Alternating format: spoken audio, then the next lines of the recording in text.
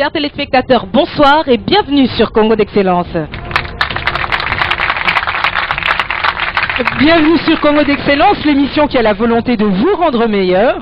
Vous rendre meilleur pour vous donner une vie meilleure.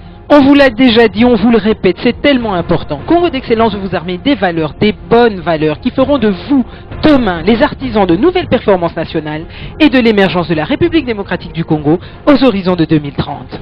Ces valeurs sont au centre des clés et des secrets de la réussite et du succès et bien sûr, nous allons les mettre à votre disposition. C'est pourquoi nous sommes avec vous pour un nouveau partage d'expérience qui pourra encore plus vous enrichir et surtout encore mieux vous éclairer sur la manière dont vous pourrez émerger et avec vous, toute la nation. Et sachez que vous êtes et resterez les principaux acteurs de cette émergence. Merci donc à vous tous d'être toujours aussi nombreux à nous rejoindre autour de nos débats. C'est Congo d'Excellence, l'émission qui a la volonté de vous rendre meilleur pour vous donner une vie meilleure. Bienvenue à tous.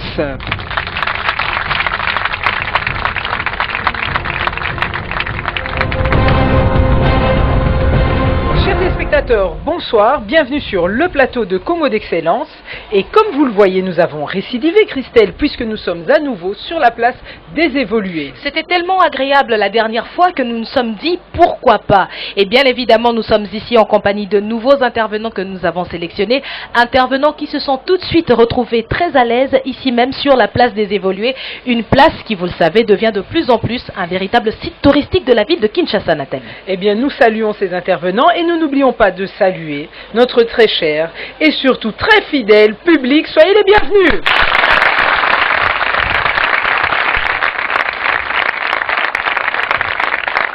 Tout le monde me semble parfaitement installé, surtout en phase avec ici à la place des évolués. Et je pense que Nathalie, il est à présent temps pour nous de découvrir le portrait qui va nous dire qui est donc ce soir l'invité de Congo d'Excellence.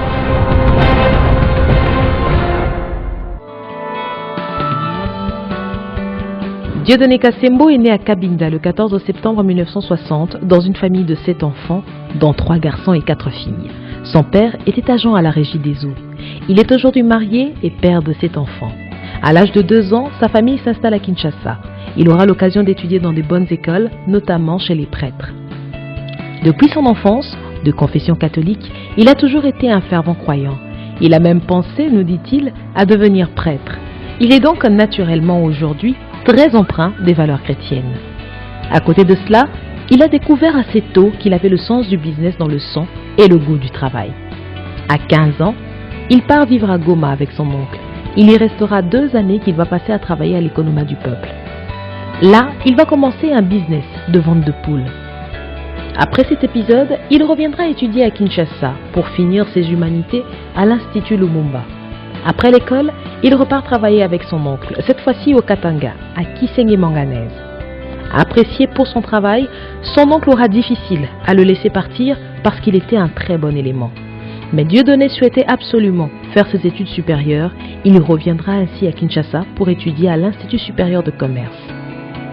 Il effectuera d'abord son graduat, car à l'époque, il n'y avait pas encore de licence. Mais il sera plus tard licencié de la première promotion ou qu'il terminera avec grande distinction en sciences commerciales et marketing. Nous sommes en 1997. Évidemment, notre homme travaille tout en étudiant. Il dira d'ailleurs que c'était une expérience très difficile car cela a apporté beaucoup de pression. Après son graduat, il commence à travailler dans une société de douane. C'est là qu'il a appris comment fonctionnait ce secteur. Il a vite compris dans ce secteur que l'on manipulait des fonds qui appartenaient généralement à des clients. Mais il avait aussi constaté qu'il y avait beaucoup trop de négligence. Il apprendra aussi que c'est un secteur économique important de la compétitivité des entreprises et donc un véritable levier. Il va assez vite quitter la société de douane pour raison de divergence. Un Indien, ancien client de cette société et qui avait apprécié la qualité du service qu'il rendait et regrettant son absence et surtout la qualité de son travail, lui proposera de l'aider à se lancer seul. C'était un véritable challenge pour notre homme d'affaires car il n'avait encore rien pour se lancer. Il commence donc comme déclarant debout. Cela durera donc à peu près 1 année et demie. L'Indien l'aidera beaucoup, lui travaillera beaucoup et surtout parviendra à économiser beaucoup. Très tôt, lui viendra la volonté de révolutionner ce secteur d'activité, de donner un meilleur rendement aux clients. Finalement, en 1993, il va créer la société Gécotrans. Aujourd'hui, Cette société compte près de 400 employés et a des installations dans plusieurs villes du pays. Monsieur Dieudonné Kassembo nous dit qu'il est un homme dont la tête fonctionne 24 heures sur 24 et qu'il aime profondément le travail. C'est cet appétit qui le pousse aujourd'hui à créer du neuf et à se diversifier dans ses affaires. En plus de la Gécotrans, il possède aujourd'hui un hôtel à Matadi, Vivi Palace, une concession à Kintoto, un garage à Kinshasa, mais aussi d'autres concessions à Kisantu. Il a aussi été parmi les premiers privés à créer entre 2005 et 2009 des agences de transfert de fonds qu'il revendra plus tard. Ce fut une expérience très enrichissante car les standards de qualité exigés par la société mère étaient très élevés et les opportunités de training très nombreuses. Dieudonné Kassembo est aujourd'hui un acteur important au sein de la Fédération des entreprises du Congo, à travers laquelle il a pu mener un plaidoyer important pour la cause des PME, dont il est aujourd'hui le président de la Commission nationale au sein de cette institution. Aujourd'hui, il est un homme d'affaires comblé qui ne travaille pas pour lui, mais aussi pour son pays. Car il pense que si Dieu lui a donné une intelligence, c'est pour la mettre aujourd'hui à la disposition de son pays. Il pense aussi qu'il y a beaucoup trop d'observateurs au Congo et pas assez d'acteurs. La plupart des personnes attendent de l'État, mais lui croit que le secteur privé a lui aussi un rôle important à jouer dans l'émergence du pays. De très hautes distinctions internationales, faisons ainsi la fierté de notre nation, il est ce soir l'invité de Congo d'Excellence.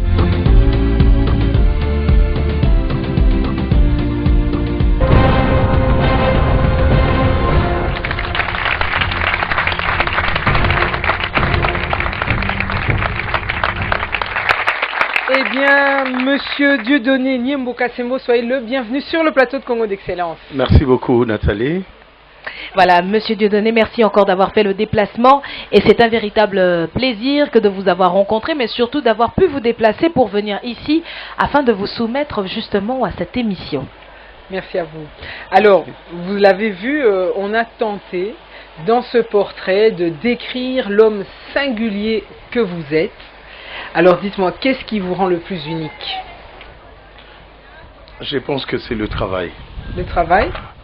Le travail, je suis flatté et très fier de voir tout autour les participantes et participants qui ont dû consacrer leur temps pour vivre notre témoignage. Parce qu'au fait, de par notre présence, je me dis sûrement qu'en partant d'ici, ils vont rentrer avec beaucoup d'informations qui pourront les stimuler pour la suite de leur vie. Voilà, on prépare la concurrence, excusez-nous. Hein. Bon, non, mais on a besoin, pour un grand Congo et avec énormément d'opportunités, on a besoin de beaucoup d'opérateurs économiques. Tout à fait. Ça c'est une vraie vérité.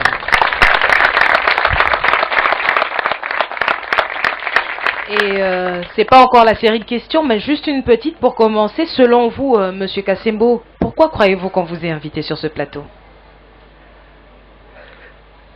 C'est pas que je suis excellent. C'est tout simplement parce que j'ai quelque chose à communiquer à nos participantes et participants qui sont là. Et que bon, est-ce que je peux être utile à notre société congolaise? Tant mieux.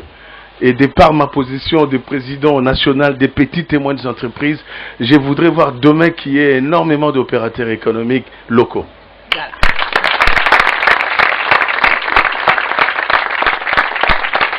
En tout cas, vous êtes sans l'ombre d'un doute, on en sait quelque chose, un homme des plus intéressants. Et effectivement, comme vous le dites, je pense que c'est très important pour les jeunes et pour l'avenir du pays qu'on puisse mieux vous connaître. Et c'est pour ça que vous êtes avec nous ce soir. Et merci. Vous ne manquez pas de qualité, Monsieur Kassembo.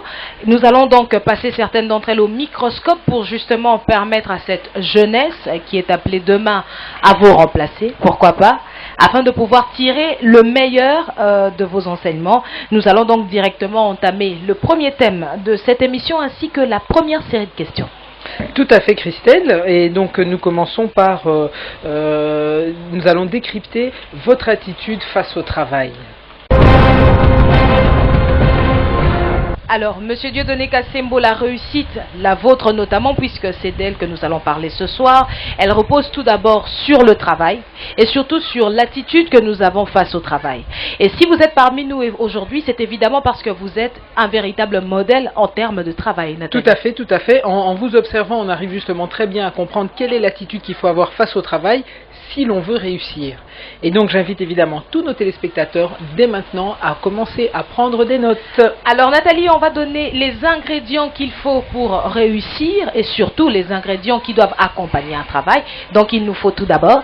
Eh bien il faut évidemment aimer le travail, il faut surtout être dynamique comme notre invité. Être très sérieux, rigoureux, structuré mais surtout organisé. Monsieur Kassembo nous a aussi appris et démontré qu'il fallait évidemment croire dans ce qu'on fait, avoir beaucoup d'engagement personnel, Christelle. Et surtout, il nous faut beaucoup de courage et un grand sens de sacrifice. Alors, il est évident que les intervenants qui sont ici ne sont pas rassasiés, ils veulent en savoir plus. On va donc leur céder la parole et entendre leurs questions avec votre autorisation. Merci. Ok, merci. Nous allons prendre ainsi la première question de cette série avec Déborah. Nous remarquons dans cette émission, l'amour du travail provient d'une constante pour tous nos invités. En ce qui vous concerne, M. Kassembo, pensez-vous que cela vient-il de votre éducation? Merci pour votre question. C'est vrai que l'amour vient de notre éducation. D'abord, l'amour du travail vient de notre éducation. Et comme tout à l'heure, les présentatrices l'ont bien dit, c'est un engagement personnel et qui fait que et surtout quand vous réalisez que cette activité vous est propre. Si vous ne le faites pas, c'est-à-dire que c'est pas comme pour des gens qui travaillent dans des sociétés qui sont confrontés par ces problèmes de paternalisme. Les paternalismes où à la fin de chaque mois, ils reçoivent un salaire. Mais nous, par contre, c'est nous qui sommes appelés à payer à nos collaborateurs des salaires chaque fin du mois. Il y a cette responsabilité-là qui s'impose sur nous, parce qu'au fait, il faudrait que ces gens que vous avez engagés aient d'abord du travail et soient payés à la fin de chaque mois. Donc ce qui fait que vous, en tant que patron, vous devez être un modèle et vous devez aimer ce que vous faites. Donc, obligatoirement, ce que nous sommes préparés au niveau de famille, c'est vrai, il y a quoi? L'éducation, il y a d'abord la formation, l'éducation de famille, et puis la détermination personnelle. Merci à vous alors. Eh bien, si vous permettez, on va prendre la deuxième question, c'est celle de Monsieur Lucien Chimpumpu. Est-ce que peut-on parler de sacrifice lorsque quelqu'un a eu cette chance de faire le travail qu'il aime et de rencontrer beaucoup de succès et de réussite? Quand on parle de sacrifice, il faut comprendre que je voudrais illustrer ce que nous entendons par sacrifice. Quand bien même que j'aime mon travail, je commence à 7 heures du matin, au plus tard à 7h15, je suis chez mon bureau. Je termine autour de 19h30. Si je finis tôt, c'est 19h, 19h15. Le samedi, je travaille jusque normalement 16h30. Les dimanches, après les cultes, je dépose les enfants à la maison. Je vais au bureau autour de 13h30, 14h, jusqu'à 17h. Allez-y comprendre que là, ça c'est vraiment le cas de sacrifice. Pendant que beaucoup de jeunes gens voudront les dimanches être soit en télé ou je ne sais pas où, les samedis taper, faire la semaine anglaise, et parce qu'on est patron de sa société, commencer à 9h. Je me rappelle quand j'avais commencé déjà au niveau de la famille, il y a de ceux-là qui me disaient, mais toi aussi là, au lieu d'aller, vous venez de terminer vos études, au lieu d'aller introduire les demandes d'emploi pour commencer à travailler comme tout le monde, vous vous lancez dans cette aventure-là.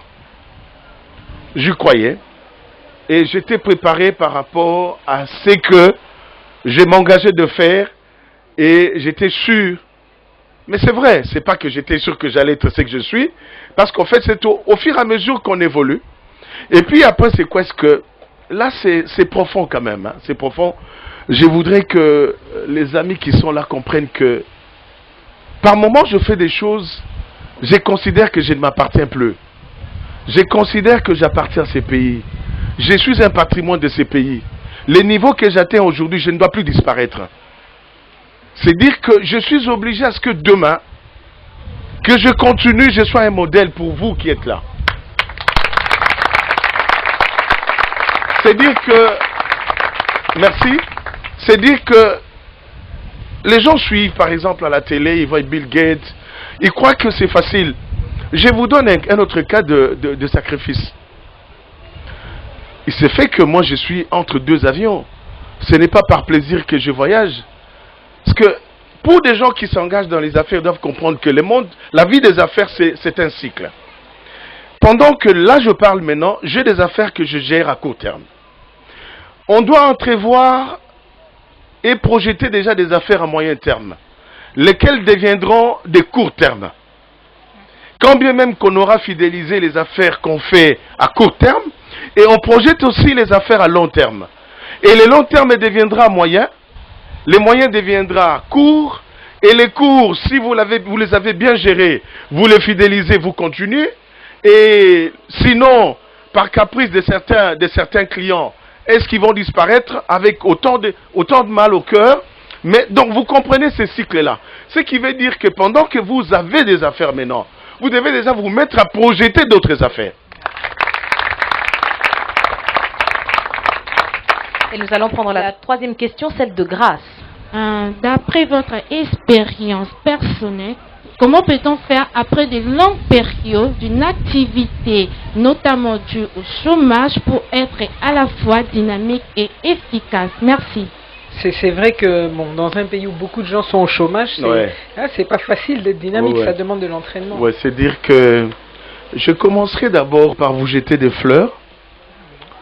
Parce que cet exercice-là que vous soumettez à nos étudiants, qui sont des participants et ceux-là qui se prêtent à cet exercice, parce que ça leur donne la possibilité demain de se retrouver dans des émissions, en train d'animer, parce que nous aurons besoin demain de jeunes gens qui seront prêts à se lancer à travers notre pays pour communiquer, vulgariser sur certaines choses dont notre population a besoin. Et ce que vous êtes en train de faire, c'est très bien, j'apprécie. C'est vrai que ça leur enlève un peu la frousse. Et puis, ils vont avoir le courage même demain, quand ils vont se retrouver dans le monde du travail, ils pourront parler avec énergie et dynamisme. Donc, félicitations, continuez avec cette politique. Merci à vous. Je vous encourage. Merci en tout cas. C'est dire que là, ça dépend de chaque employeur. Vous savez que pour recruter, il y a des dispositions qui sont prévues que les opérateurs, les employeurs auxquels les employeurs font attention. Ils disent par exemple, bon voilà, d'abord, ils définissent les profils en fonction de l'activité que la personne doit faire. Il définit les profils de la personne qui doit être engagée. Et puis après, il lance soit un appel d'emploi. Et à ce moment-là, les personnes viennent. On se retrouve souvent avec des gens qui ont passé beaucoup de temps au chômage, comme vous le dites. Mais pour autant qu'on sait, parce que bon, il y aura des interviews, sûrement. Aux interviews, la personne parfois pourra répondre correctement, étant donné que les questions sont parfois orientées vers la science et la psychologie et tout. Et voilà. Et c'est vrai que la question est importante, parce que souvent, les gens ne voudront pas s'entourer des personnes qui n'ont jamais travaillé, soit qui ont passé beaucoup de temps à la touche. Mais on doit être disposé quand même à les accompagner. C'est comme une machine qui s'était arrêtée. Pour qu'elle reprenne à fonctionner, il faudrait la graisser et que vous acceptiez qu'elle tourne d'abord à petite allure et puis elle va prendre la vitesse des croisières. Et cela dépend toujours de quel type de société qui veut vous recruter. Une société qui est en train de prendre, qui est déjà en grande vitesse, souvent il ne voudra pas prendre des gens qui lui feront perdre du temps. Par le fait que bon, il faudrait la roder et tout. C'est comme ça que moi je conseille toujours aux gens qui ont passé beaucoup de temps au chômage de solliciter des stages professionnels. Des stages professionnels permettent à les roder. Et puis il faudrait que notre gouvernement encourage cette politique-là. Hein, des stages professionnels où les gens peuvent travailler bénévolement. C'est juste pour rompre avec ces chômages qui fait que vous perdez vos capacités intellectuelles et votre adaptation professionnelle et tout. Mais bon, souvent nous demandons toujours aux chefs d'entreprise qui sont dans une situation pareille de se comporter en vrai coach. Alors, Monsieur Dieudonné Kassembo, vous êtes un homme tout à fait étonnant et souvent on a constaté que vous êtes très en avance sur vos contemporains, Nathalie. Effectivement, et c'est notamment le cas en ce qui concerne votre vision de la réussite. Vous nous en avez parlé et elle est des plus intéressantes. Non, mais c'est ce que vous dites est vrai. Ce que vous dites est vrai. Ne pensez pas que vous êtes jeune et que aujourd'hui, qu'est-ce que nous observons? La jeunesse attend beaucoup plus qu'il soit appuyé, soutenu par des personnes. Là, moi, je n'étais pas soutenu, je n'étais pas appuyé. Je suis allé, je me suis jeté à l'eau. On vous expliquait un peu mes origines. Je suis un self-made man, né d'une famille modeste. Et bon, au fait, le problème, c'est quoi? Vous devez être animé de courage. Vous devez être défenseur. Vous devez être fier d'être congolais. Un pays avec énormément d'opportunités. Quand je dis opportunités, sincèrement, c'est quoi? Est-ce que tout ce que nous constatons comme problème ici correspond aux opportunités que nous devons régler et un besoin qu'il faut résoudre. C'est comme ça que vous voyez, il y a beaucoup d'expatriés qui viennent investir dans ce pays. Vous pouvez le faire pour autant que vous êtes courageux.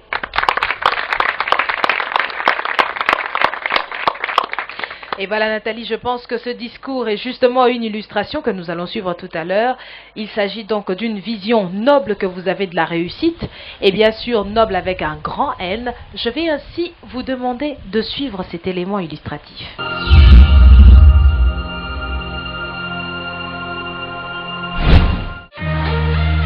Ce qui frappe aux yeux lorsqu'on observe les entreprises de Dieudonné Kassembo, ce sont les standards de qualité internationale qui y sont appliqués.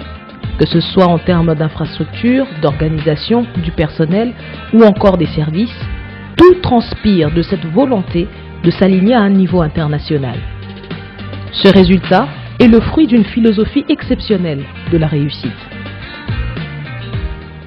Réussir dans la vie, c'est relatif. C'est relatif. Mais moi, par contre, j'aime bien un terme.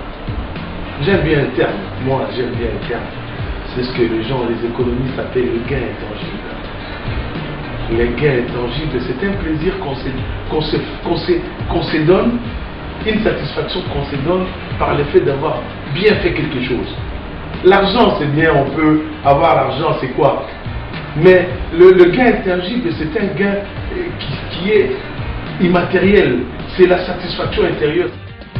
Cet homme nous dit que l'argent ne le fait pas trembler, car il le voit simplement comme un outil de travail. Et s'il travaille, ce n'est pas d'abord pour de l'argent, mais pour l'amour du travail qu'il a toujours voulu bien fait. Car il sait parfaitement que le travail bien fait paye toujours. Mais tout ce que je peux dire, c'est que ces services sont à la hauteur. Avec Gécotrans, parfois, nous sommes dans le bon.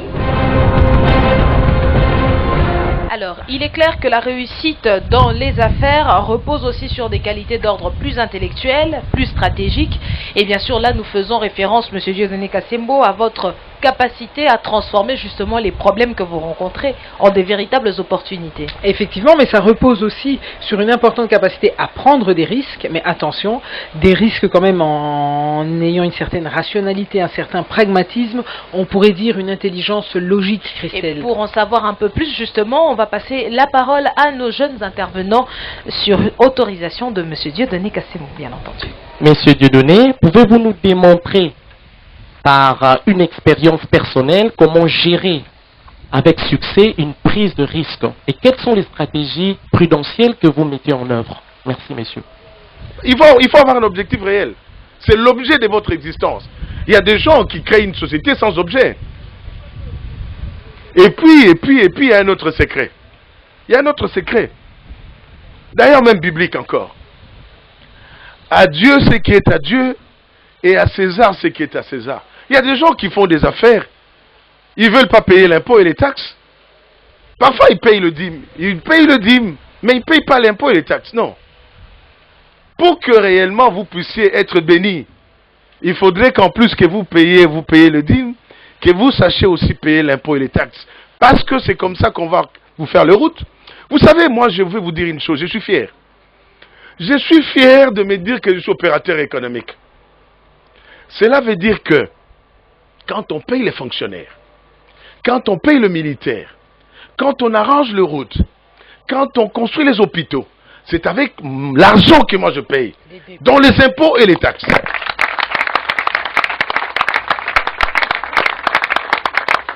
Donc, je suis fier d'être opérateur économique.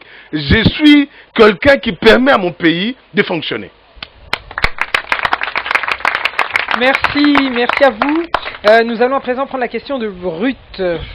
Selon vous, quelle est la meilleure école des affaires?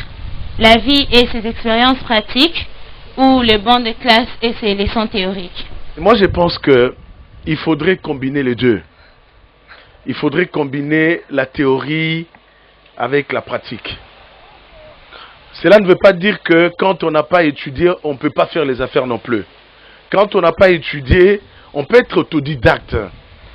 C'est dire que ça demande quand même des sacrifices supplémentaires. Quand on n'a pas étudié, aujourd'hui, on est en face de ce monde moderne, de ce monde technologique qui avance et tout le reste, qui requiert qu'on ait quand même certaines compétences. C'est-à-dire que nous avons des aînés parfois qui ont réussi dans les affaires, mais ils vous diront qu'ils se sont formés dans telle spécialité, ils sont des autodidactes. Parce que vous, en plus, quand vous étudiez, il faut y mettre beaucoup de sérieux. Il ne faudrait pas seulement aller aux études pour passer des classes, avoir un diplôme. Il faudrait aller aux études pour apprendre les savoirs, de manière que vous soyez utile à la société congolaise qui va vous engager.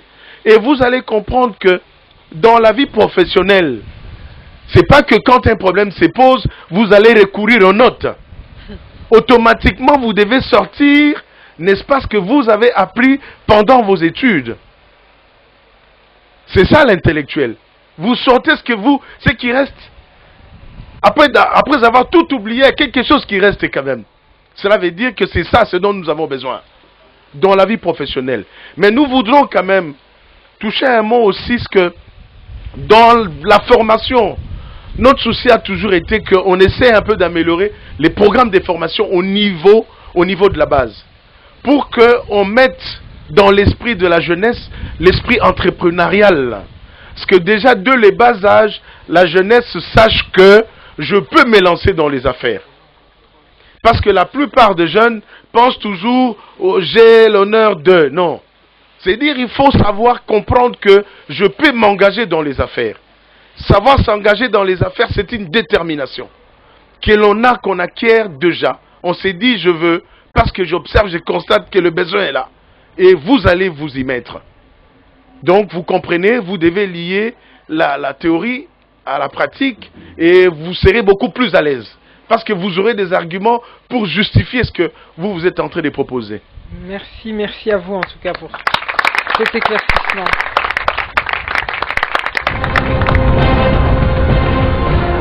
Monsieur, en tout cas, il y a une chose que vous avez dite lorsqu'on a pu vous rencontrer à la Gécotrans et qui a non seulement retenu mon attention, mais m'a beaucoup plu. Vous avez dit que vous vouliez et vous étiez un coach pour vos employés et que vous communiquiez beaucoup avec eux. Et j'ai trouvé ça vraiment très intéressant. Moi, je suis une fan de Tony Robbins. Je ne sais pas si vous connaissez Tony Robbins. Ouais. C'est le grand coach américain. C'est le roi du coaching. Donc, quand je vous ai entendu parler de coach, j'ai pensé tout de suite à Tony, si je puis me permettre, Christelle. Alors, on parle en anglais de ce qu'on appelle le pep talk ou encore inspirational speech. Donc, un discours qui est très inspirationnel, qui remonte le moral en quelque sorte, qui redonne du dynamisme. Alors, généralement, c'est aussi une technique à laquelle recourent les véritables gourous, si on peut les appeler comme ça. Vous avez véritablement une passion pour ce rôle et visiblement, vous avez la recette pour transformer vos salariés en de véritables champions. Alors, je vais vous demander de suivre cet élément, chers téléspectateurs, et je pense que vous allez être très surpris.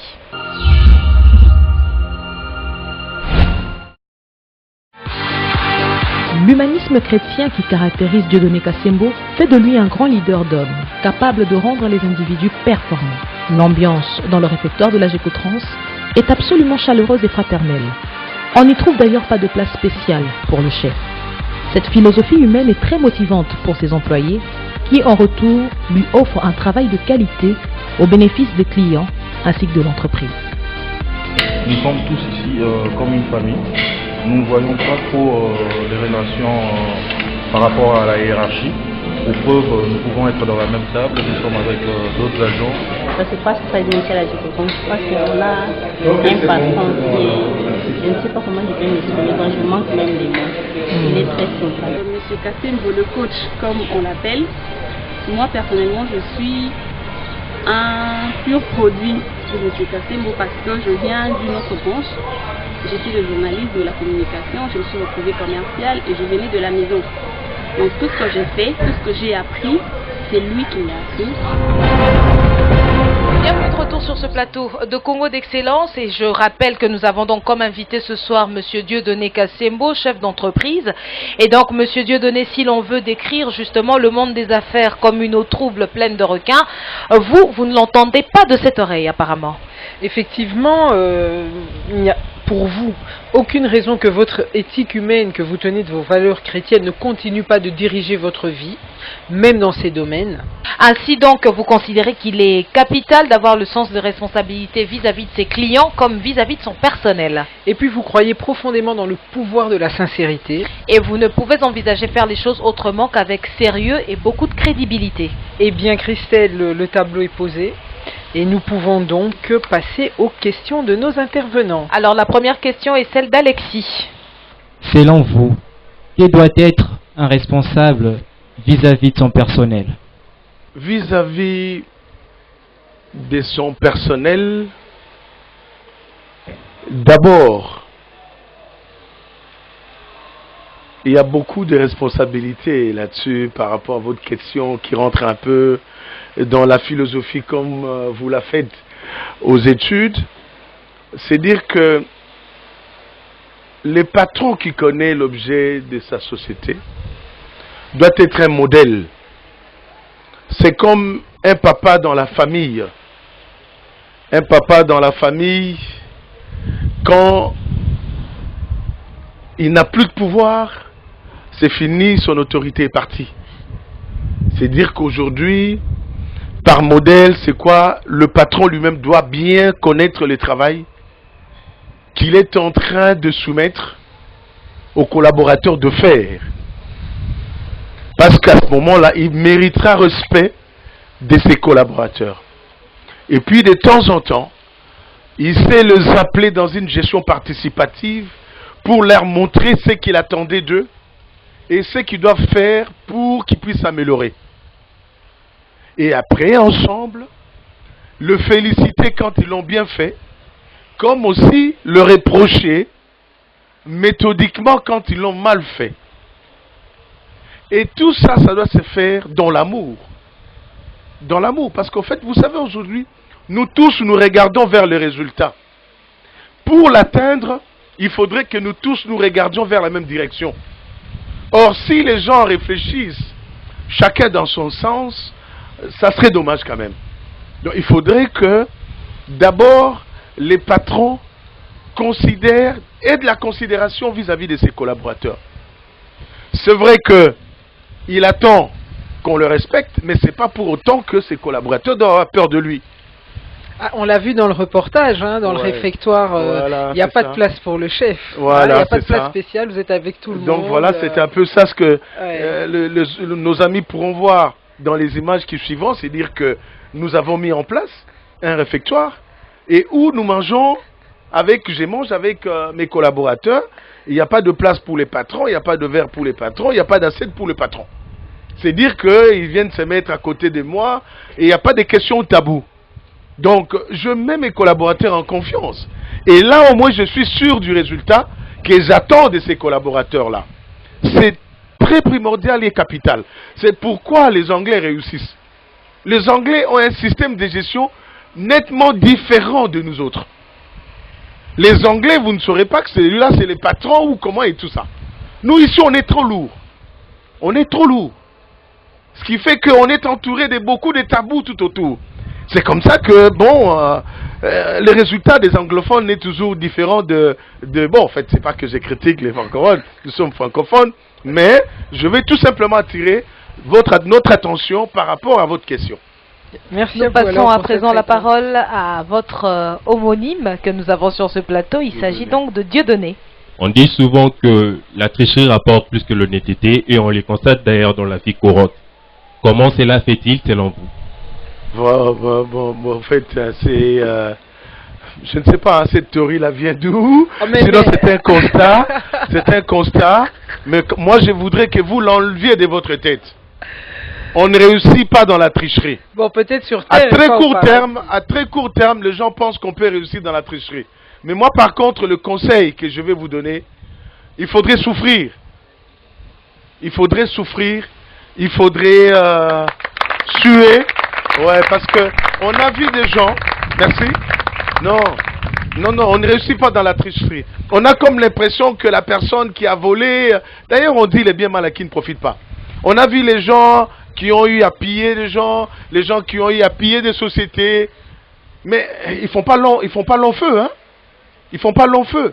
Mais quelqu'un qui a investi, qui a travaillé dur pour avoir ce qu'il a, c'est rare que vous appreniez que cette personne-là a fait faillite. C'est dire qu'il continuera à lutter parce qu'il connaît le secret. Il connaît le secret de sa réussite. Mais quelqu'un qui a volé, du jour au lendemain, il devient ce qu'il devient. Et bon, il impressionne certaines personnes. Nous lui donnons 5 à 10 ans. Moi, en fait, la Gécotrans avait été créée depuis 93. Officiellement. Mais moi, j'ai commencé les affaires un peu beaucoup plus tôt. C'est comme ça qu'on vous a dit que j'étais déclarant debout. J'étais déjà dans les affaires. J'ai continué à économiser, à faire des culbutes et tout, pour atteindre ce qu'on a aujourd'hui officiellement. Si on prend 91 à 93 à maintenant, ça fait une bonne vingtaine d'années. Et pour les gens qui connaissent les parcours de la Gécotrans, c'est vrai qu'on n'est pas super, mais on est en train de cheminer lentement, mais sûrement. Lentement, mais sûrement, c'est vrai qu'il peut y avoir des difficultés, mais on les surmonte toujours. C'est comme ça que moi, je vous encourage à lutter. À lutter. Ne comparez pas la tricherie de l'école, et d'ailleurs même la tricherie de l'école. Je prends cet exemple-là. Quelqu'un qui a triché pour passer de classe. Demain, on l'amène dans la société. Vous avez triché pendant que vous faisiez vos études à la médecine. Et vous êtes médecin. Ok? Et on vous met en face d'un malade. Quels seraient les résultats? Vous avez triché pendant que vous faisiez vos études en comptabilité à l'IEC. Moi, je suis fier d'avoir terminé à l'IEC. Nous sommes dans la première promotion des licences. Aujourd'hui, on me met en présence. Je crois que vous devez être fier d'être en face d'un aîné. Je crois qu'il vous honore. C'est dire que si j'avais triché, on vous donne la comptabilité, la petite comptabilité à faire. Vous ne serez pas à mesure de la faire. Tout simplement parce que vous avez triché. Voilà un peu les conséquences de la tricherie. Mais quand vous avez franchi correctement votre vie, vous allez même vous-même être fier de ce que vous serez dans la vie. C'est comme ça que moi, ma recommandation serait, ne suivez pas ça. Ne suivez pas les gens qui pensent que ça c'est le chemin court. Non, on ne réussit pas dans la tricherie. Merci à vous. Voilà. Je pense que nous allons prendre la dernière question de cette série, Nathalie. Elle est posée par Aristote. J'aimerais savoir, quelle est pour vous la valeur centrale qui devrait être au cœur de toute relation d'affaires? Merci.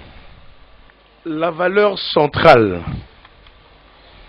qui doit être de toute relation d'affaires, d'abord,